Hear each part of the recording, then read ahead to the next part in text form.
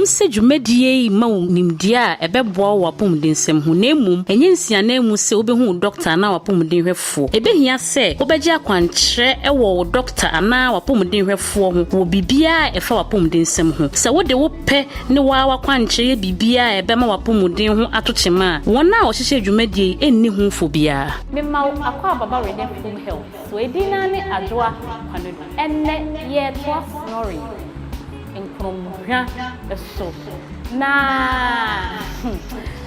ebe so betimi akọ odu aka tell say no so dem mouth is so we do videos now for YouTube and Facebook page Rene Foundation now they what download that's why a mistake now they are WhatsApp on we also I'm sorry it wasn't meant for you I was slow so you don't go so slow it is said that for WhatsApp on one said that why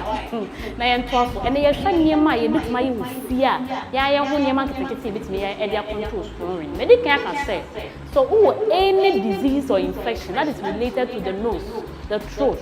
any tonsils no sinuses na mesre se pe ho asem kan tem ye wo ear and throat specialist or ENT specialist ear nose throat specialist for wa omo dealing with those things intimation for baby basa so that could ear nose throat specialist for hospital be na omo hwe that condition ni ma but what for we no if ye niam kakra obetimi aya na wa betimi aya abo awo so no ye hwe eno so se eye congestion se na me kan ye na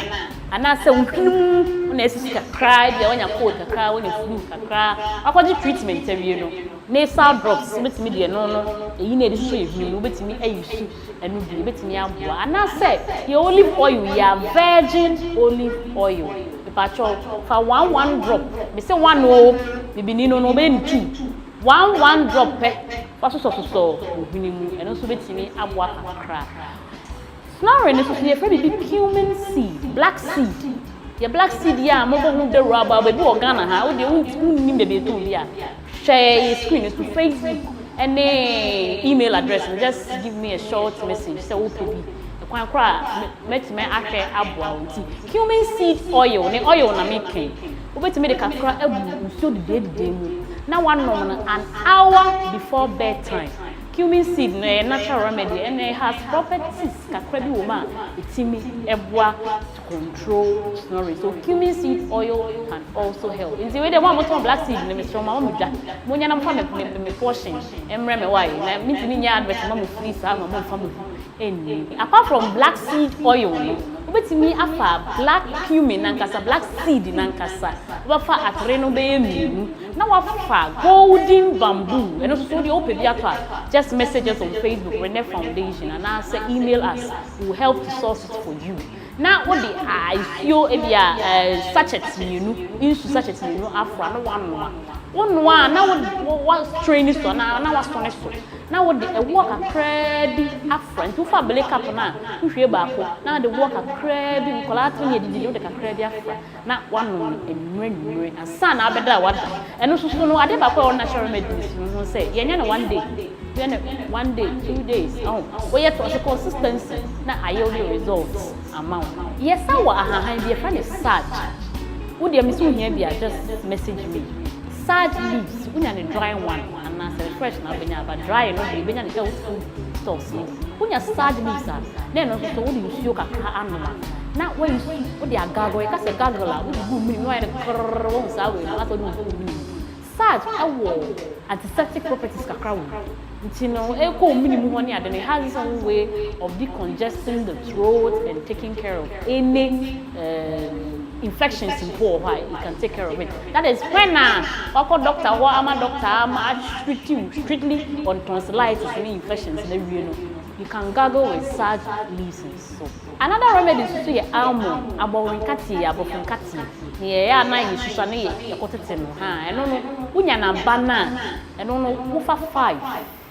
na wape milk no nka unya ne cholesterol ni ni anase cholesterol ni wo forma kebe boa san say nka nwure no some hours to be done we aborinkati na with lukewarm milk then what take or unya almond oil I won cut no mutimi aye anwana from nde ye pon so nya almond oil la no afa a cup of lukewarm water saa na so dey afra na so anu before bedtime na so betimi aboa coriander leaves pacho ebi wa ekukrom enka chim se bi ni ho so uko kumasi joma coriander leaves wo ho o dey okwa so coriander omuni ma ni bi ni omo ma obi na so obetimi afa no ho kama na wo nsuo kakra na one ma won say very kakra fan na da bia wafa abeleka pono so baako nwure opa ye na no pa wie nwure in as much as coriander dey ya han vegetable dey ye nti apart from snoring no it will have its own way of even helping your body and your system. Cherry juice and can't let me say name we na see message here benya bia ma cherry juice so ultimately lay hands on undiluted or fresh cherry juice ebeboa 10 ml and also there bia obetimi afa no and a walnut and cardamom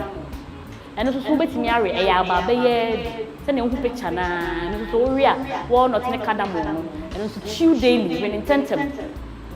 make sure say there bia very good aya what to anu yi ni to make it part of you. And no natural remedies na ye dey ehwe snoring ni bebre so wo penne ma ye keka ni bia to ana say wo penchiremu yi a besrew just send me a quick message on Facebook